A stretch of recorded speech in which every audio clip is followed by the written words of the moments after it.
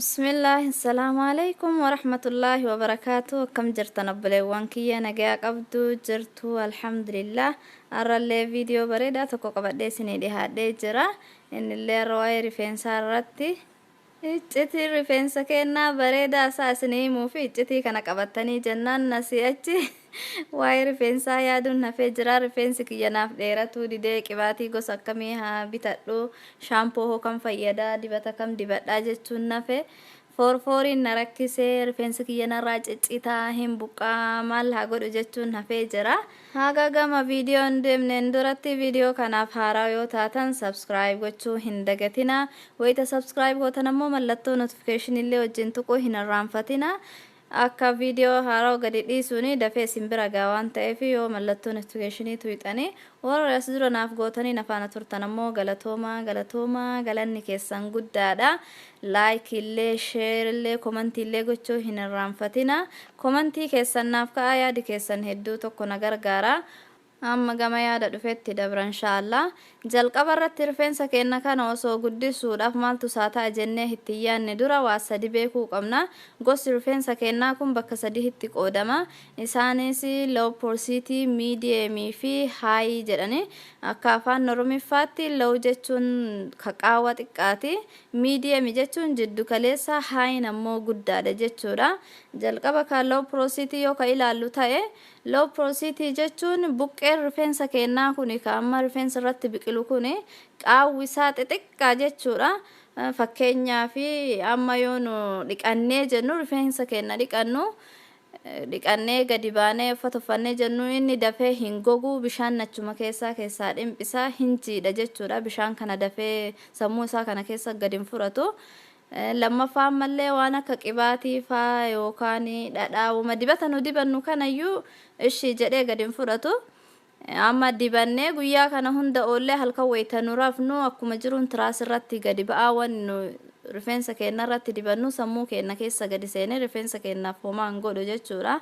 Rifeensi kiyya qibaatii ani itti kennu hin dhugu, gubbuma kanarra taa'aa, uffata qofa narraa balleessaa ka jennu san jechuudha. Rifeensi akkasii suni isa jiidhaa dhiqannee bishaan osoo sirriitti keessaa hin gogne yoo nu qibaatii irratti diddibannee deebine irratti deebisnee jennu foorfoor illee godhatuu fi carraa guddaa qaba jechuudha.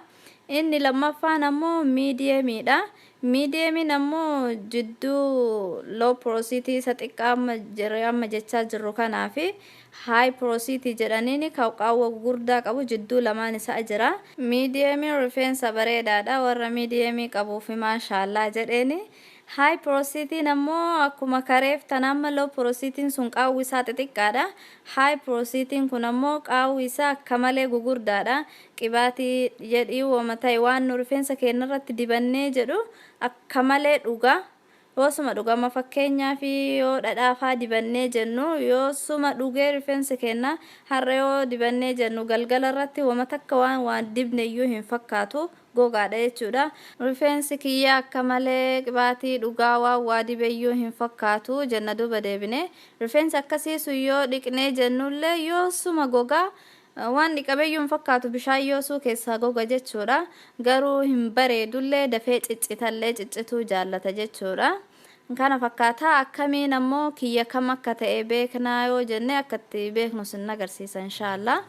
Jalqaba irratti bishaan qulqulluu akkanatti burcuqqoo wahiitti qopheeffanne rifeensa keenya fuuneeti kunoo isinitti mul'ata ta'ee hin beeku akka isinitti mul'atuuf akkana sirriin mareellee jira. Rifeensa keenya akkana fuunee bishaan qulqulluu keessa goona. Aga daqiiqaa 5 akkanatti dhiifnee jechuudha. Daqiiqaa 5 booda yoo low porosity ta'e gubbuma kanarratti hafee ta'a jechuudha. Hin dhugu bishaan amma irra jiru kana jechuudha. Yoo mediumii ta'e immoo jidduu kana deema walakkaa ta'a sun bareedaadha jechuudha. Yoo high ta'e ammoo jala gadi lixa jechuudha. Bishaan kana hunda dhugeeti jala gadi lixa. Akkasitti beeyna jechuudha. Kunoo isiniin mul'ata jedhee yaada. Rifeensa keenya shaampoo qofaan dhiine osoo conditionerii wama takka iyyuu ittiin gooneeti isa qulqulluu ta'e ka beeknu jechuudha. Ka wama takka ofirraa hin qabne kunoo haala amma mul'atu kanaani yoo low porosity ta'e gubbaarra taa'a, yoo mediumii ta'e akkuma isin argitan akka suurarratti argitan kana jala gad deema. Yoo high ta'e immoo akkasii jala gadi bu'a jechuudha. Mala kanaan karaa gabaabaadhaan rifeensi keenya kam akka ta'e beekuu dandeenya jechuudha. rifeensi kennaa yoo low porosity medium fi high ta'e maal fayyadamna maal kamtu kamiif ta'a ka jedhu shampoo akkamii dibata akkamii qibaatii akkamii fayyadamna kamtu bareedaadha ka jedhuuf ammoo viidiyoo biraa keessatti isinii hima inshallah amma kun naganarra yoo ka himu ta'e natti dheerata aga viidiyoo biraatiin walitti deebinutti nagaan naa tura. Assalaamu alaykum wa rahmatullahi wa barakaatuh.